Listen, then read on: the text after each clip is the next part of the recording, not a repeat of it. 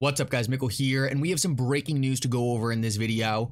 The SEC just filed an appeal to Judge Torres' motion declaring XRP not a security. In this video, we're going to break down this appeal, go over what all the different lawyers are saying about what the SEC just did here. This is highly fascinating. This is something that not a lot of lawyers expected the SEC to do. We're going to go over all the repercussions this could have on Ripple and XRP going forward. This is a video you are definitely going to want to watch till the end. Like always, your support means so much to this channel. If you enjoy these videos, make sure to take a quick second to like this video and subscribe to my channel. It's really going to help me out so much. Also, if you ever need a good place to buy some XRP or the Flare token, make sure to check out my favorite exchange I'll pull down in the description of this video. With that said, though, let's jump right into it, and I hope you guys enjoy the content. So I want to start this video off and just quickly go over what some of the lawyers were saying about this appeal before it actually happened, because I think it's really going to let you guys know how weak the SEC's position is here. So earlier today, Judge Torres actually issued her pre-trial motion, and this was essentially just a document going over what the parties would have to do in preparation for trial in 2024.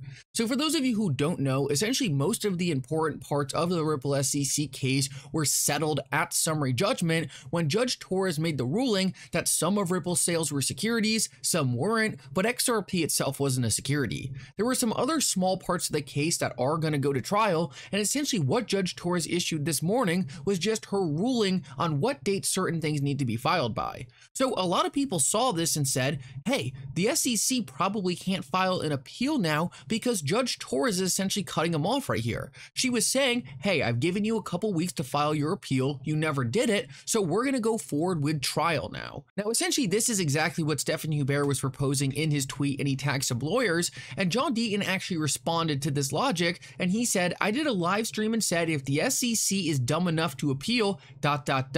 It is possible the SEC didn't have 3 votes to appeal, but I assume they could still ask by the end of the week and still argue it meets the reasonable time standard, but it would be really dumb of them. Of course, that's why I haven't ruled it out yet. So right here, John Deaton is saying, and this is all before we actually heard the SEC is appealing the decision, that it would be extremely dumb for the SEC to try to appeal Judge Torres' decision. Essentially, what Stephen Hubert was bringing up was saying, hey, Judge Torres obviously by issuing this document right here talking about what the trial dates would be, obviously thought the SEC wasn't appealing.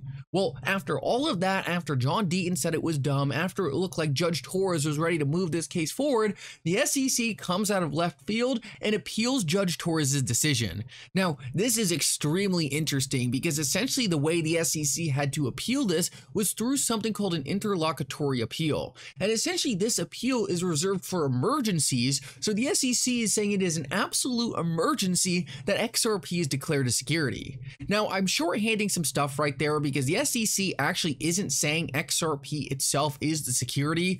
They are long gone on that argument. Jeremy Hogan actually came out and said, and the SEC continues to make questionable decisions requesting an interlocutory appeal. Note that it is not appealing whether or not XRP itself is a security, just its loss on the programmatic and individual sales. So what we see right here is a very important clarification from Jeremy Hogan. The SEC is not able to appeal the fact that XRP is or isn't a security. Judge Torres made it clear that it is a matter of law, XRP is not a security. So the SEC is already admitting defeat on one of the most important parts of this case, whether or not XRP is a security. That is lost. They're not even going to try to appeal that. So that right there is a major thing we need to take away from this. The black swan scenario in this case, and I have been saying this from the start, is whether or not XRP itself is a security. As long as XRP is not a security, everything else can be figured out through registration, through rulemaking, through crafting laws. All of that can be figured out. The SEC was trying to call XRP a security earlier on in the case because they know it would kill the project. It was a black swan scenario. The SEC was essentially just trying to kill XRP. That failed miserably, Judge Torres shut it down, and now the SEC isn't even trying to argue that going forward. Instead, the SEC is just trying to argue that the sales that Ripple does outside of institutional sales should also be securities. Remember that Judge Torres actually ruled that many of Ripple's sales don't violate securities laws and don't need to be registered with the SEC. So the SEC is really just trying to make it so every single sale of XRP counts as a securities offering. Now, whether or not this argument is going to be successful, I don't even want to get into that necessarily right this moment, but the most important thing we need to take away from this is that the SEC is giving up on their most important argument, and that's that XRP itself could be the security. They have given up on that. XRP will never be a security going forward.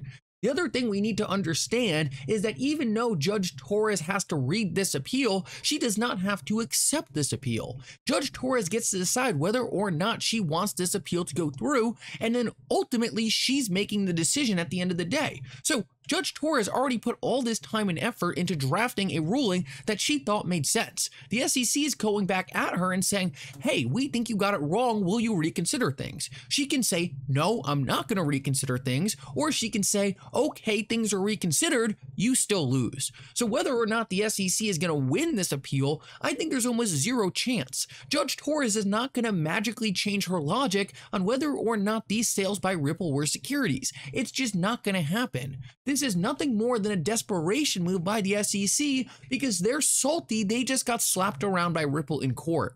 What the SEC is really just trying to do here, in my opinion, is show that they disagree with the ruling. If the SEC had not appealed this decision, pretty much every single other cryptocurrency company going forward could say, hey, if you thought Judge Torres got it wrong, why didn't you appeal? The SEC found themselves stuck in a really bad situation.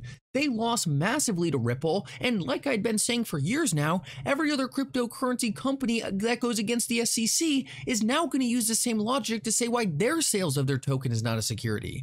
The SEC had to at least try to appeal this, but it's just looking extremely desperate from where this is coming from. Now, there are people like MetaLawMan who actually predicted this was going to happen a couple weeks ago, and he actually thinks this is best for Ripple and the XRP community. Essentially, the SEC appealing now gets rid of the potential that they could appeal the decision later down the road to the Second Circuit. So essentially, all we have to deal with is the SEC appealing this decision to Judge Torres, and like I said earlier, Judge Torres could just say no, or simply say, okay, well, we're sticking to what I said before. XRP in these sales is not a security. SEC, you have it wrong.